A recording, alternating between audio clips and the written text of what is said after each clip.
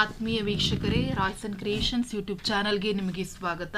ಇಂದಿನ ಈ ವಿಡಿಯೋದಲ್ಲಿ 10ನೇ ತರಗತಿಯ ಗಣಿತ ವಿಷಯದ ಸ್ಕೋರಿಂಗ್ ಪ್ಯಾಕೇಜ್ ಅನ್ನು ನಾನು ನಿಮ್ಮ ಜೊತೆ ಡಿಸ್ಕಷನ್ ಮಾಡ್ತಾ ಇದ್ದೀನಿ. ಮಕ್ಕಳ, ಯಾರೆಲ್ಲ ಮೊದಲ ಬಾರಿ ನಮ್ಮ ಚಾನಲ್ ನೋಡ್ತಾ ಇದ್ದೀರಾ ಸಬ್ಸ್ಕ್ರೈಬ್ ಮಾಡಿ ಹಾಗೂ ನಿಮ್ಮ ಫ್ರೆಂಡ್ಸಿಗೆ ಶೇರ್ ಮಾಡಿ.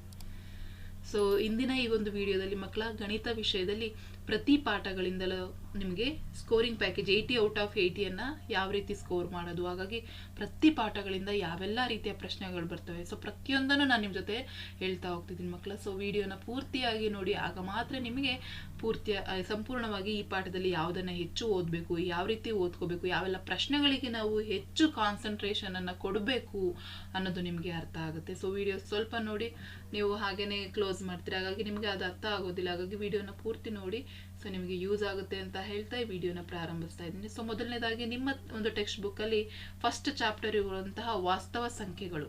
ಸೊ ಈ ಪಾಠದ ಮೇಲೆ ನಾನು ನಿಮಗೆ ಯಾವೆಲ್ಲ ಇಂಪಾರ್ಟೆಂಟ್ ಕ್ವಶನ್ಸ್ ಮತ್ತೆ ಯಾವುದನ್ನೆಲ್ಲ ಓದಬೇಕು ಅಂತ ನಿಮಗೆ ಹೇಳ್ತಾ ಹೋಗ್ತೀನಿ. ಯಾಕೆಂದ್ರೆ 3 ಅಂಕಕ್ಕೆ ಒಂದು ಪ್ರಶ್ನೆ ಬರುತ್ತೆ, 2 ಅಂಕಕ್ಕೆ ಒಂದು ಪ್ರಶ್ನೆ ಇದೆ, ಅದೇ ರೀತಿ 1 ಅಂಕಕ್ಕೂ ಸಹ ಬರುವ ಸಾಧ್ಯತೆಗಳಿರುತ್ತೆ. ಸೊ ಒಟ್ಟಾರೆ ನಿಮಗೆ ಒಂದು ಮ್ಯಾಕ್ಸಿಮಮ್ 5 ಮಾರ್ಕ್ಸ್ ನಿಮಗೆ ಈ ಒಂದು ಪಾಠದಿಂದ ಬರುವ ಚಾನ್ಸಸ್ ಇರ್ತದೆ ಮಕ್ಕಳ. ಹಾಗಾಗಿ ಮಿಸ್ ಮಾಡ್ಕೊಬಿಡಿ, ಬಹಳ ಈಸಿ ಇದೆ ವಾಸ್ತವ ಸಂಖ್ಯೆಗಳಿಂದ. ನಿಮ್ಗಲ್ಲಿ ಅಂಕಗಣಿತದ ಮೂಲ ಪ್ರಮೇಯದ ಮೇಲೆ ಬಹಳ ಈಸಿ ಅಲ್ಲೊಂದು ಕ್ವಶನ್ ಇರ್ತದೆ. ಮತ್ತೆ √3 ಒಂದು ಅಭಾಗಲಬ್ಧ ಸಂಖ್ಯೆ, ಅಥವಾ 5 + √3 ಅನ್ನೋದು ಒಂದು ಅಭಾಗಲಬ್ಧ ಸಂಖ್ಯೆ ಸಾಧಿಸಿ, ಈ ಪ್ರಶ್ನೆ ಅಂತೂ ಇದ್ದೇ ಇರ್ತದೆ. ಮತ್ತೆ ಅವುಗಳ ಅವಿಭಾಜ್ಯ ಸಂಖ್ಯೆ ಮಾಸಹ ಲಾಸಹದ ಮೇಲೆ ಒಂದು ಲೆಕ್ಕ ಇರ್ತದೆ ಮಕ್ಕಳ.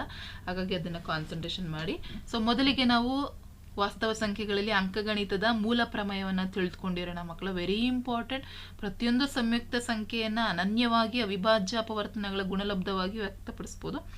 ಸೊ ಮತ್ತೆ ಇದು ಗೊತ್ತಿರಲಿ ನಿಮಗೆ, ಮಾಸಹ ಗುಣಿಸು ಲಾಸಹ = a × b. ಸಮ್ಟೈಮ್ಸ್ ಏನ್ ಮಾಡ್ತಾರೆ ಅಂದ್ರೆ 2 ಸಂಖ್ಯೆಗಳನ್ನ ಕೊಟ್ಬಿಟ್ಟು ಇದರ ಮಾಸಹ ಮತ್ತೆ ಲಾಸಹಗಳು ಕಂಡಿಡಿದು ನೀವು h × l = a × b ಇದು ತಾಳೆ ನೋಡಿ ಅಂತಲೂ ಸಹ ಕೇಳ್ತಾರೆ. ಹಾಗಾಗಿ ಅದನ್ನ ನೋಡ್ಕೊಳ್ಳಿ. ಅಂಡ್ ತುಂಬಾ ಬಾರಿ ನಿಮಗೆ ಈ ಪಾಠದಿಂದ ನಿಮಗೆ 1 ಮಾರ್ಕ್ಸಿಗೆ MCQ ನಲ್ಲಿ ಕೇಳಿದ್ದಾರೆ ಮಕ್ಕಳ. ಸೊ ಎಲ್ಲ ಕ್ವಶನ್ಸ್ ಯಾವ್ಯಾವ ಕೇಳಿದ್ದಾರೆ ಪ್ರಿಪ್ರೇಟರಿನಲ್ಲಿ ಅಥವಾ ಫೈನಲ್ ಎಕ್ಸಾಮಲ್ಸ್ ಕೇಳಿದಾರ, ಎಲ್ಲ ಕ್ವಶನ್ಸ್ ಇಲ್ಲಿದ್ದಾವೆ ಮಕ್ಕಳ. ಸೊ ಪ್ರಾಕ್ಟೀಸ್ ಮಾಡ್ಕೊಳ್ಳಿ. ಸೊ ಇಲ್ಲಿ ನೋಡಿ, ಇದರಲ್ಲಿ ಯಾವುದು ಅಭಾಗಲಬ್ಧ ಸಂಖ್ಯೆ? ಸೊ ಇದು ಅಭಾಗಲಬ್ಧ ಸಂಖ್ಯೆ ಅಲ್ಲ, ಇದು ಸಹ ಅಲ್ಲ. ಸೊ ಇದು ಒಂದು ಅಭಾಗಲಬ್ಧ ಸಂಖ್ಯೆ 2 + √3. ಹಾಗಾಗಿ ನೋಡಿದ್ರೆ ನಿಮಗೆ ಗೊತ್ತಾಗುತ್ತೆ. ನೆಕ್ಸ್ಟ್ 7 × 11 × 13 + 13, ಇದು ಒಂದು ಏನು? ಸೊ ಅವಿಭಾಜ್ಯ ಸಂಖ್ಯೆನ, ಸಂಯುಕ್ತ ಸಂಖ್ಯೆನ, ಅಭಾಗಲಬ್ಧ ಸಂಖ್ಯೆನ? ಆಬ್ವಿಯಸ್ಲಿ ಅದು ಒಂದು ಸಂಯುಕ್ತ ಸಂಖ್ಯೆ ಆಗಿರ್ತದೆ. ಸೊ ನೀವು ಅದನ್ನ ಮಲ್ಟಿಪ್ಲೈ ಮಾಡಿ ನೋಡಿ, ನಿಮಗೆ ಸಿಗುತ್ತದೆ. ನೆಕ್ಸ್ಟ್, ಯಾವುದೇ 2 ಅವಿಭಾಜ್ಯ ಸಂಖ್ಯೆಗಳ ಮಾಸಹ ಏನಾಗಿರ್ತದೆ? ಯಾವಾಗಲೂ ಸಹ ಒಂದೇ ಆಗ್ತದೆ. ಅವಿಭಾಜ್ಯ ಸಂಖ್ಯೆಗಳ ಮಾಸಹ ಆಲ್ವೇಸ್ 1. ನೆಕ್ಸ್ಟ್, 3 ಮತ್ತು 5ರ ಮಹತ್ತಮ ಸಾಮಾನ್ಯ ಅಪವರ್ತನ ಯಾವುದು? 1. ಯಾಕೆ ಅಂತ ಹೇಳಿದ್ರೆ 3 ಮತ್ತು 5 ಯಾವ ಮಗ್ಗಿಯಲ್ಲೂ ಬರೋದಿಲ್ಲ ಮಕ್ಕಳ. ಅದು ಒಂದು ಅವಿಭಾಜ್ಯ ಸಂಖ್ಯೆ ಆಗಿರೋದ್ರಿಂದ ಅದರ ಮಾಸಹ ಯಾವಾಗಲೂ ಒಂದೇ ಆಗಿರುತ್ತೆ. ನೆಕ್ಸ್ಟ್, 95 ಮತ್ತು 152ರ ಮಾಸಹ. ಸೊ ಅದನ್ನ ನೀವು ಕ್ಯಾಲ್ಕುಲೇಟ್ ಮಾಡಿ ಮಕ್ಕಳ. 95 ಮತ್ತು 152ಕ್ಕೆ HCF ಯಾವಾಗಲೂ 19 ಆಗಿರುತ್ತೆ. ನೆಕ್ಸ್ಟ್, 91ರ ಅವಿಭಾಜ್ಯ ಅಪವರ್ತನಗಳು ಅಂತ ಕೇಳಿದರೆ. ಸೊ 91ರ ಅವಿಭಾಜ್ಯ ಯಾವ್ಯಾವ ಟೇಬಲ್ ಅಲ್ಲಿ ಹೋಗುತ್ತೆ? ಅವಿಭಾಜ್ಯ ಅಪವರ್ತನ ಅಂದ್ರೆ 91 ಯಾವ್ಯಾವ್ದ ಟೇಬಲ್ಸ್ಗಳಲ್ಲಿ ಮಗ್ಗಿಯಲ್ಲಿ ಬರ್ತದೆ? 13ರಲ್ಲಿ ಬರ್ತದೆ, 7ರಲ್ಲಿ ಬರ್ತದೆ. ಹಾಗಾಗಿ ಕೊಟ್ಟಿರೋದ್ರಲ್ಲಿ ಆಪ್ಷನ್ ಬಿ ಸರಿಯಾಗಿರುವಂಥದ್ದು. ನೋಡಿ, ಇದನ್ನು ಸಹ ನಿಮ್ಮ ಲಾಸ್ಟ್ ಇಯರ್ ಕೇಳಿದ್ದಾರೆ ಮಕ್ಕಳ. ಪ್ರಿಪರೇಟರಿ 2024 ಲಾಸ್ಟ್ ಇಯರ್ ಅಲ್ಲಿ ಕೇಳಿದ್ದಾರೆ. ಪ್ರಾಕ್ಟೀಸ್ ಮಾಡ್ಕೊಳ್ಳಿ ಈ ರೀತಿ ಪ್ರಶ್ನೆಗಳನ್ನ. ಯಾವುದೇ 2 ಧನಪೂರ್ಣಾಂಕ ಎ ಮತ್ತೆ ಬಿಗಳ ಮಾಸಹ AB ಇದಕ್ಕೆ ಸಮನಾಗಿರ್ತದೆ, A × B ಗೆ ಸಮನಾಗಿರ್ತದೆ. ನೆಕ್ಸ್ಟ್, ಇಲ್ಲಿ ನೋಡಿ, ಸರಿಯಾದ ಸಂಬಂಧವನ್ನ ಕೇಳಿದ್ದಾರೆ. AB ಮತ್ತು ಮಾಸಹ ಲಾಸಹಗಳ ಸಂಬಂಧ. ಸೊ ಅದೇನು? H × L = L × B. So last year June exam ಅಲ್ಲಿ ಈ ಪ್ರಶ್ನೆ ಕೇಳಿದ್ದಾರೆ.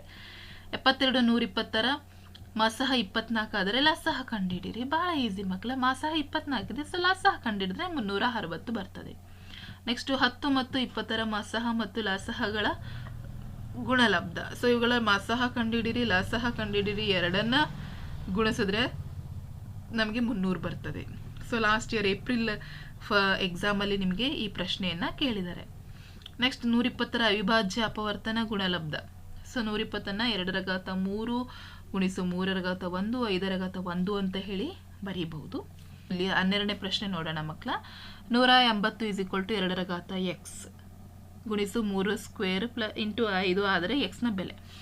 ಇಲ್ಲಿ ನೋಡಿ 3 3ಲಿ 9, 9 5 45 ಎಷ್ಟಲಿ 180 ಆಗುತ್ತೆ, 45 4ಲಿ 180.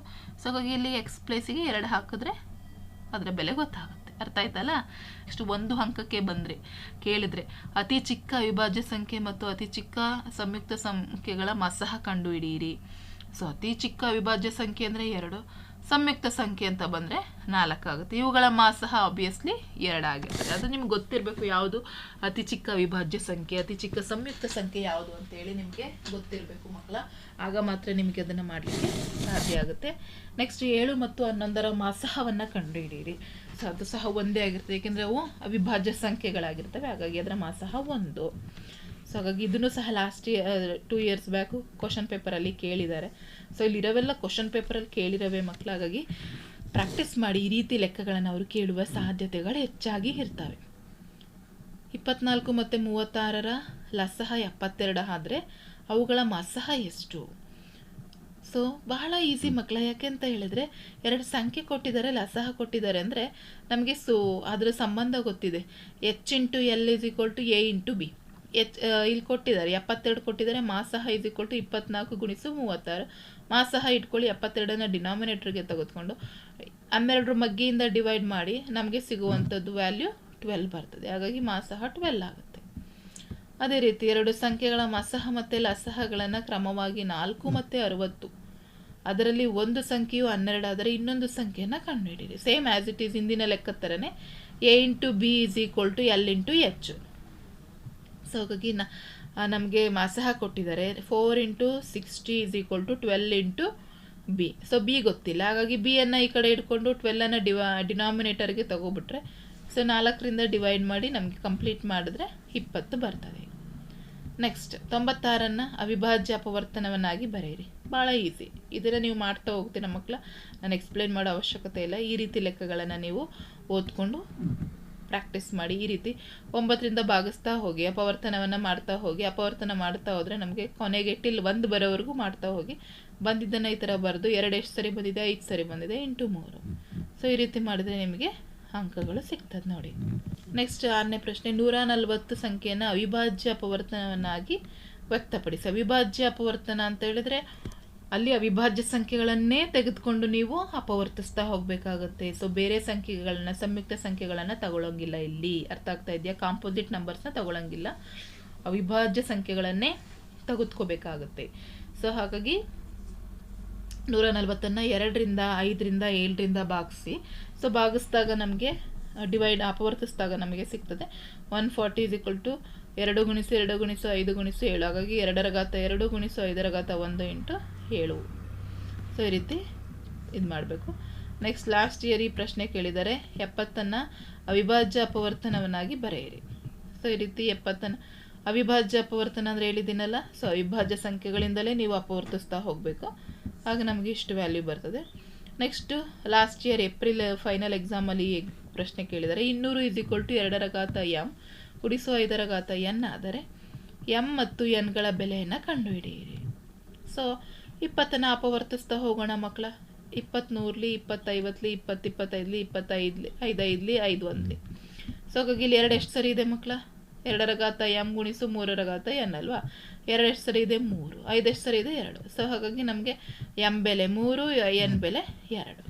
ಸೊ ಈ ರೀತಿ ಬರೆದ್ರೆ ನಿಮಗೆ ಅಂಕಗಳು ಸಿಗ್ತವೆ. ನೆಕ್ಸ್ಟ್ 2 ಅಂಕಕ್ಕೆ ಯಾವ ರೀತಿ ಪ್ರಶ್ನೆಯನ್ನು ಈ ಪಾಠದಲ್ಲಿ ಕೇಳ್ತಾರೆ ನೋಡಿ ಮಕ್ಕಳ. 3 + √5 ಅಭಾಗಲಬ್ಧ ಸಂಖ್ಯೆ ಎಂದು ಸಾಧಿಸಿ. ವೆರಿ ಇಂಪಾರ್ಟೆಂಟ್ ನೋಡಿ. ಇದೇ ಪ್ರಶ್ನೆಯನ್ನು 2 ಬಾರಿ ಕೇಳಿದ್ದಾರೆ. ಮಾಡೆಲ್ ಕ್ವಶನ್ ಪೇಪರ್ 18-19ನಲ್ಲಿ, ಅದೇ ರೀತಿ 19 2 ವರ್ಷನೂ ಸಹ ಮಾರ್ಚ್ ಎಕ್ಸಾಮಲ್ಲೂ ಸಹ ಇದನ್ನ ಕೇಳಿದ್ದಾರೆ ನೋಡಿ. ಸೊ 3 + 5 ಒಂದು 3 + √5 ಒಂದು ಭಾಗಲಬ್ಧ ಸಂಖ್ಯೆ ಆಗಿರಲಿ ಅಂತ ತೆಗೆದುಕೊಳ್ಳೋಣ. ಸೊ ಅಲ್ಲಿಗೆ ಏನಾಗುತ್ತೆ, 3 + √5 ಇಸ್ ಈಕ್ವಲ್ ಟು P/Q ಆಯಿತು. So P belongs to Z. So Q not equal to 0. Therefore √5 is equal to ಈ 3ಯನ್ನು ಈ ಕಡೆ ತಗೊಳ್ಳೋಣ. ಸೊ P/Q ಸೊ -3 ಆಗುತ್ತೆ. ದರ್ಫೋರ್ √5 ಇಸ್ ಈಕ್ವಲ್ ಟು ಇದನ್ನೆಲ್ಲ ಸಹ ತೆಗೆದುಕೊಂಡ್ರೆ P - 3Q divided by Q ಆಯಿತು. ದರ್ಫೋರ್ P ಮತ್ತು Qಗಳು ಪೂರ್ಣಾಂಕಗಳಾಗಿರೋದ್ರಿಂದ P - 3Q divided by Q ಇದು ಒಂದು ಭಾಗಲಬ್ಧ ಸಂಖ್ಯೆ. ಆದ್ದರಿಂದ √5 ಒಂದು ಭಾಗಲಬ್ಧ ಸಂಖ್ಯೆ ಆಗಿರ್ತದೆ. ಆದರೆ √5 ಒಂದು ಅಭಾಗಲಬ್ಧ ಸಂಖ್ಯೆ. ಇದು ವೈರುಧ್ಯಕ್ಕೆ ಎಡೆ ಮಾಡಿಕೊಡೋದ್ರಿಂದ ನಮ್ಮ ಊಹೆ ತಪ್ಪಾಗಿದೆ. ಸೊ √5 ಒಂದು ಅಭಾಗಲಬ್ಧ ಸಂಖ್ಯೆ. ಸೊ ಅಲ್ಲಿ ಪ್ಲಸ್ ಅಥವಾ ಮೈನಸ್ ಯಾವುದಾದ್ರೂ ಕೊಟ್ಟು ಕೇಳ್ಬೋದು ಮಕ್ಕಳ. ಇನ್ನೊಂದು ಪ್ರಶ್ನೆನ ನೋಡಿ, 2019 ಕೇಳಿದರೆ 5 - √5 ಒಂದು ಅಭಾಗಲಬ್ಧ ಸಂಖ್ಯೆ. So very important. ಗೊತ್ತಾಗಿಲ್ಲ ಅಂದರೆ ಸ್ಟೆಪ್ಸನ್ನು ಬರ್ಕೊಳ್ಳಿ. ನಾನು ಪಾಸಿಂಗ್ ಪ್ಯಾಕೇಜಲ್ಲೂ ಸಹ ತಿಳಿಸಿದ್ದೀನಿ. ಈ ಪಾಠದಿಂದ ಈ ಪ್ರಶ್ನೆ ಬಹಳ ಇಂಪಾರ್ಟೆಂಟ್ ಮಕ್ಕಳ, ಬಂದೇ ಬರುತ್ತೆ ಎಕ್ಸಾಮ್ಗೆ. ಇನ್ನೊಂದು ಲೆಕ್ಕ √2 + √5 ಒಂದು ಅಭಾಗಲಬ್ಧ ಸಂಖ್ಯೆ ಎಂದು ಸಾಧಿಸಿ. ಸೊ ಫಸ್ಟ್ ಅದನ್ನು ಭಾಗಲಬ್ಧ ಸಂಖ್ಯೆ ಅಂತ ತೆಗೆದುಕೊಂಡು ಈ ರೀತಿ ಬರೆದು, ಈ ರೀತಿ ಎರಡನ್ನೂ ಕೊಟ್ಟಾಗ ನಾವೇನು ಮಾಡಬೇಕು, ಎರಡು ಕಡೆ ಸ್ಕ್ವೇರ್ಸನ್ನು ನಾವು ಮಾಡಿಕೊಂಡಾಗ ಏನಾಗ್ತದೆ, ಸೊ ಒಂದು ಸ್ಕ್ವೇರ್ ರೂಟ್ ಕ್ಯಾನ್ಸಲ್ ಆಗ್ತದೆ. ಸೊ ತದನಂತರ ಈ ರೀತಿ ಮಾಡಿ ನೀವು ಅದನ್ನು ಪ್ರಾಕ್ಟೀಸನ್ನು ಮಾಡ್ಕೊಳ್ಳಿ ಮಕ್ಕಳ. ಈ ಇಂಪಾರ್ಟೆಂಟ್ ಕ್ವಶನ್ ಮಕ್ಕಳ. 1/√5 ಒಂದು ಅಭಾಗಲಬ್ಧ ಸಂಖ್ಯೆ ಎಂದು ಸಾಧಿಸಿ. ಸೊ ಆ ರೀತಿ ಪ್ರಶ್ನೆ ಏನಾದರೂ ಈ ರೀತಿ ಕೊಟ್ಟಾಗ ನೀವೇನು ಮಾಡಿ ಗೊತ್ತು, ಛೇದವನ್ನು ಆಕರಣೀಕರಣಗೊಳಿಸಿ. ಸೊ ಆಕರಣೀಕರಣಗೊಳಿಸಿ ಮಾಡಿದಾಗ ನಿಮಗೆ ಸೇಮ್ ಬರುತ್ತೆ. ಇನ್ನು ಮುಂದಕ್ಕೆ ಸೇಮ್ ಆ್ಯಸ್ ಇಟ್ ಈಸ್ ಅದೇ ವರ್ಡ್ಸ್ಗಳನ್ನು ಬರೀತೀರ. ಬಹಳ ಇಂಪಾರ್ಟೆಂಟ್ ಮಕ್ಕಳ, ಪ್ರಾಕ್ಟೀಸ್ ಮಾಡಿ. ಈ ರೀತಿ ಪ್ರಶ್ನೆಯನ್ನು ನಿಮಗೆ 2 ಅಂಕಕ್ಕೆ ಕೇಳ್ತಾರೆ. ಸಮಟೈಮ್ಸ್ 3 ಅಂಕಕ್ಕೂ ಸಹ ಕೇಳ್ಬೋದು, ಅಥವಾ ಈ ಲೆಕ್ಕವನ್ನು ಕೇಳ್ಬೋದು. ಲಾಸ್ಟ್ ಇಯರ್ ಮಾಡೆಲ್ ಕ್ವಶನ್ ಪೇಪರಲ್ಲಿ ಇತ್ತು 2 years ಬ್ಯಾಕ್. 12, 15, 21 ಲಸಹವನ್ನು ಅವಿಭಾಜ್ಯ ಅಪವರ್ತನ ವಿಧಾನದಿಂದ ಕಂಡುಹಿಡಿಯಿರಿ. ಸೊ ಈ ರೀತಿ ಅವಿಭಾಜ್ಯ ಸಂಖ್ಯೆಗಳಿಂದ ಅಪವರ್ತಿಸಿ ಬರೆದು ಕೊನೆಗೆ ಲಸಹವನ್ನು ನೀವು ಬರೀಬೇಕಾಗತ್ತೆ. ನೆಕ್ಸ್ಟ್ 3, 8 ಮತ್ತು 15 ಮಾಸಹ ಲಸಹವನ್ನು ಕಂಡುಹಿಡಿಯಿರಿ. ಸೊ ಸೇಮ್ ಇದರಲ್ಲಿ ಅವಿಭಾಜ್ಯ ಅಂತ ಕೇಳಿಲ್ಲ. ಸೊ ಇಲ್ಲಿ ನೀವು ಯಾವುದೇ ಸಂಖ್ಯೆಗಳನ್ನು ಯೂಸ್ ಮಾಡಿಕೊಂಡು ಬೇಕಾದರೆ ಕಂಡುಹಿಡಿಬೋದು ಮಕ್ಕಳ. ಸೊ ಇದನ್ನು ಲಾಸ್ಟ್ ಇಯರ್ ಎಕ್ಸಾಮ್ 3ರಲ್ಲಿ ಈ ಪ್ರಶ್ನೆಯನ್ನು ಕೇಳಿದರು ಮಕ್ಕಳ, 3ನೇ ಎಕ್ಸಾಮಲ್ಲಿ. ಸೊ ಹಾಗಾಗಿ ಈ ರೀತಿ ಲೆಕ್ಕಗಳನ್ನ ಪ್ರಾಕ್ಟೀಸ್ ಮಾಡಿಕೊಡಿ. ಈ ಬಾರಿಯೂ ಸಹ ಕೇಳುವ ಸಾಧ್ಯತೆಗಳಿರ್ತದೆ. ನೆಕ್ಸ್ಟ್ 2 ಸಂಖ್ಯೆಗಳ ಮಸಹ ಮತ್ತು ಲಸಹಗಳನ್ನು ಕ್ರಮವಾಗಿ 3 ಮತ್ತು 60 ಆಗಿವೆ. ಒಂದು ಸಂಖ್ಯೆಯು 12 ಆದರೆ ಇನ್ನೊಂದು ಸಂಖ್ಯೆಯನ್ನು ಕಂಡುಹಿಡಿಯಿರಿ. ಸೇಮ್ ನಾವು ಆಲ್ರೆಡಿ ಮಾಡಿದ್ದೀವಲ್ಲ, ಲಾಸ್ಟ್ ಇಯರ್ 2023 ಪ್ರಿಪ್ರೇಟರಿಯಲ್ಲಿ ಕೇಳಿದರು. ಸೊ 3 × 60 ಅಂದರೆ ಇಲ್ಲಿ ಏನು ಮಾಡ್ತೀವಿ ಅಂದರೆ H × L = A × B. So ಈ ಒಂದು ಫಾರ್ಮ್ ಇದಕ್ಕೆ ಹಾಕ್ಕೊಂಡ್ರೆ ನಮಗೆ ಈಸಿಯಾಗಿ LCM ಆದರೂ ಕಂಡುಹಿಡ್ಬೋದು, HCF ಆದರೂ ಕಂಡುಹಿಡ್ಬೋದು. ಇವನ್ 2 ಸಂಖ್ಯೆಗಳನ್ನು ಕೊಟ್ಟರು ಸಹ ನಾವು ಕಂಡುಹಿಡಿಬೋದಾಗುತ್ತೆ. ಇದಿಷ್ಟು 2 ಅಂಕಕ್ಕೆ ಬರುವಂಥ ಲೆಕ್ಕಗಳಾದರೆ 3 ಅಂಕಕ್ಕೆ ಇದನ್ನು ಕೇಳುವ ಸಾಧ್ಯತೆಗಳು ಇರ್ತದೆ ಮಕ್ಕಳ. √3 ಒಂದು ಅಭಾಗಲಬ್ಧ ಸಂಖ್ಯೆ ಎಂದು ಸಾಧಿಸಿ. ಸೊ ಫಸ್ಟು ನಾವು ಅದನ್ನು ಭಾಗಲಬ್ಧ ಸಂಖ್ಯೆ ಅಂತ ತೆಗೆದುಕೊಂಡು ನೆಕ್ಸ್ಟ್ 2 ಕಡೆ ವರ್ಗ ಮಾಡಿದಾಗ ಬರುವಂಥದ್ದು ಈ ರೀತಿ 5q² = p² ಆಗುತ್ತೆ. So 5 p² ಭಾಗಿಸ್ತದೆ, 5 p ಭಾಗಿಸ್ತದೆ. ಹಾಗಾಗಿ 5p ಅಪವರ್ತನವಾಗಿದೆ. ಆದ್ದರಿಂದ p = 5r ಆಗಿರಲಿ ಅಂತ ತೆಗೆದುಕೊಳ್ಳೋಣ. ಮತ್ತೆ 2 ಕಡೆ ವರ್ಗ ಮಾಡಿದಾಗ p² = 5r² ಆಗುತ್ತೆ. ಸೊ ನಮಗೆ q² = 5r² ಆಗುತ್ತೆ. ಸೊ 5 ಇದು q² ಏನು ಮಾಡ್ತದೆ, ಭಾಗಿಸ್ತದೆ. 5 ಇದು q ಭಾಗಿಸ್ತದೆ. ಆದ್ದರಿಂದ ನಮಗೆ ಇಲ್ಲಿ 5q ಅಪವರ್ತನವಾಗಿದೆ. ಆದ್ದರಿಂದ 5 ಇದು p ಮತ್ತು qಗೆ ಸಾಮಾನ್ಯ ಅಪವರ್ತನವಾಗಿದೆ. ಇದು ಆದ್ದರಿಂದ ಇದು ನಮ್ಮ ಊಹೆ ಏನಾಗಿದೆ, ವಿರುದ್ಧವಾಗಿರುವಂಥದ್ದು. ಸೊ √5 ಒಂದು ಅಭಾಗಲಬ್ಧ ಸಂಖ್ಯೆ. ಸೊ ಈ ರೀತಿ ಲೆಕ್ಕಗಳನ್ನು ನೋಡ್ಕೊಳ್ಳಿ. ತದನಂತರ ಅವಿಭಾಜ್ಯ ಅಪವರ್ತನ ವಿಧಾನದಿಂದ ಕಂಡುಹಿಡಿದು ಮಸಹ ಲಸಹಗಳನ್ನು ಕಂಡುಹಿಡಿಯುವಂಥದ್ದು. ಸೊ ಅದು ಸಹ ಇಂಪಾರ್ಟೆಂಟ್ ಮಕ್ಕಳ. ಇಲ್ಲೇ ಇದೆ ನಿಮಗೆ ನೋಡಿ, ಲೆಕ್ಕಗಳನ್ನು ನಾನು ತೋರಿಸ್ತಾ ಇದ್ದೀನಿ. ಇದಿಷ್ಟು ಬಹಳ ಈಸಿ ಮಕ್ಕಳ. ಇದನ್ನು ನಾವು ಇದನ್ನು ಚಿಕ್ಕದ್ರಿಂದ ನೀವು ಈ ರೀತಿ ಅಪವರ್ತಿಸೋದನ್ನು ಕಲ್ತ್ಕೊಂಡಿರ್ತೀರ. ಹಾಗಾಗಿ ನೋಡಿ, ಇಲ್ಲಿ ಕೊಡ್ತಿರೋಂಥ ಇದಿಷ್ಟು ಲೆಕ್ಕಗಳು ಸಹ ನಿಮಗೆ ಎಕ್ಸಾಮಲ್ಲಿ ಕೇಳಿರೋವಂಥವೇ ಲೆಕ್ಕಗಳು ಸಹ. ಹಾಗಾಗಿ ಪ್ರಾಕ್ಟೀಸ್ ಮಾಡ್ಕೊಳ್ಳಿ. ಒಂದಿಷ್ಟು ಅಭ್ಯಾಸದ ಪ್ರಶ್ನೆಗಳನ್ನು ನಾನಿಲ್ಲಿ ಕೊಟ್ಟಿದ್ದೀನಿ ಮಕ್ಕಳ. 5 + √3 ಒಂದು ಅಭಾಗಲಬ್ಧ. ಸೊ ಇಲ್ಲಿ ಕೊಟ್ಟಿರೋವಿಷ್ಟು ಎಕ್ಸಾಮಲ್ಲಿ ಕೇಳಿರುವಂಥವು ನೋಡಿ, ನಿಮಗೆ ಇಲ್ಲಿ ಕಾಣಿಸ್ತಾ ಇದೆಯಲ್ಲ. ಸೊ ಇದು ಇಯರ್ ಏನು ತೋರಿಸ್ತಾ ಇದ್ದಾರೆ, ಈ ಎಕ್ಸಾಮ್ಸಲ್ಲಿ ಕೇಳಿರುವಂಥದ್ದು.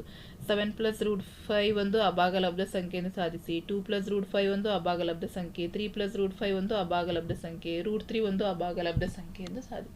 ಸೊ ಈ ರೀತಿಯ ಎಲ್ಲ ಪ್ರಶ್ನೆಗಳನ್ನು ಪ್ರಾಕ್ಟೀಸ್ ಮಾಡ್ಕೊಳ್ಳಿ. ಅರ್ಥ ಆಗ್ತಾ ಇದೆಯಾ? ಜೊತೆಗೆ ಒಂದು ಪ್ರಮೇಯವನ್ನು, ಈ ವಿಡಿಯೋವನ್ನು ಒಂದು ಲೆಸನ್ ಜೊತೆಗೆ ಒಂದೊಂದು ಪ್ರಮೇಯವನ್ನು ಕಲಿತಾ ಹೋಗಿ ಮಕ್ಕಳು. Very important. ಸೊ ಇಲ್ಲೊಂದು ನಿಮಗೆ ಪ್ರಮೇಯ ಇದೆ ನೋಡಿ, ಮೂಲ ಸಮಾನುಪಾತತೆ ಪ್ರಮೇಯ. ಸೊ ಈ ಪ್ರಮೇಯವನ್ನು ಸಹ ನಾನು ನಿಮಗೆ ಇಲ್ಲಿ ತೋರಿಸ್ತಾ ಇದ್ದೀನಿ. ಸೊ ಪ್ರತಿ ಒಂದೊಂದು ವಿಡಿಯೋದಲ್ಲಿ ನಾನು ನಿಮಗೆ ಒಂದೊಂದು ಪ್ರಮೇಯಗಳನ್ನು ನಿಮಗೆ ಹೇಳ್ತಾ ಹೋಗ್ತೀನಿ. ಸೊ ಈ ಒಂದು ವಿಡಿಯೋ ನೋಡಿ ನೀವು ಈ ಪ್ರಮೇಯವನ್ನು ನೀವು ಪೂರ್ತಿಯಾಗಿ ಕಲ್ತ್ಕೊಳ್ಳಿ ಮಕ್ಕಳ. ಬಹಳ ಇಂಪಾರ್ಟೆಂಟ್. ನಾನು ಆಲ್ರೆಡಿ ಈ ಪ್ರಮೇಯವನ್ನು ಯಾವ ರೀತಿ ಸಾಲ್ವ್ ಮಾಡೋದು ಅಂತಲೂ ಸಹ ನಾನು ಒಂದು ವಿಡಿಯೋನೇ ಮಾಡಿದ್ದೀನಿ. ಪ್ರಮೇಯವನ್ನೇ ಎಕ್ಸ್ಪ್ಲೈನ್ ಮಾಡಿದ್ದೀನಿ. ಸೊ ಅದನ್ನು ಸಹ ನೋಡಿ ನೀವು ಪ್ರಾಕ್ಟೀಸ್ ಮಾಡ್ಕೊಳ್ಳಿ, ಎಕ್ಸಾಮ್ಗೆ ಚೆನ್ನಾಗಿ ಪ್ರಿಪೇರ್ ಆಗಿ. ನೆಕ್ಸ್ಟ್ ನನ್ನ ಮುಂದಿನ ವಿಡಿಯೋದಲ್ಲಿ ಬಹುಪದೋಕ್ತಿಗಳಿಂದ ಯಾವ ರೀತಿ ಕ್ವಶನ್ಸನ್ನು ಓದಬೇಕು, ಯಾವ ರೀತಿ ಕ್ವಶನ್ಸನ್ನು ನೀವು ಸಾಲ್ವ್ ಮಾಡಬೇಕು ಅಂತ ತಿಳಿಸ್ಕೊಡ್ತೀನಿ ಅಂತ ಹೇಳ್ತಾ, ನಿಮ್ಮ ಸ್ಕೋರಿಂಗ್ ಪ್ಯಾಕೇಜಿಗೆ ಈಗಲಿಂದಲೇ ಪ್ರಿಪೇರ್ ಆಗಿ ಪ್ರತಿ ಪಾಠದಿಂದ ನಾನು ಹೇಳ್ತಾ ಹೋಗೋದ್ರಿಂದ ನಿಮಗೆ ಬಹಳ ಯೂಸ್ ಆಗುತ್ತೆ. ಈಗಲಿಂದಲೇ ಪ್ರಾಕ್ಟೀಸ್ ಮಾಡಿದ್ರೆ ನಿಮ್ಮ ಪ್ರಿಪ್ರೇಟ್ರಿ ಅಷ್ಟೊತ್ತಿಗೆ ನಿಮಗೆ ಆರಾಮಾಗಿ ಪ್ರಿಪೇರ್ ಆಗ್ಬೋದು ಅಂತ ಹೇಳ್ತಾ ವಿಡಿಯೋ ಎಂಡ್ ಮಾಡ್ತಾ ಇದ್ದೀನಿ. ಹೆಚ್ಚಿನ ವಿಡಿಯೋಗಾಗಿ ರಾಯ್ಸನ್ ಕ್ರಿಯೇಷನ್ ಯೂಟ್ಯೂಬ್ ಚಾನಲ್ನ ಸಬ್ಸ್ಕ್ರೈಬ್ ಮಾಡಿ.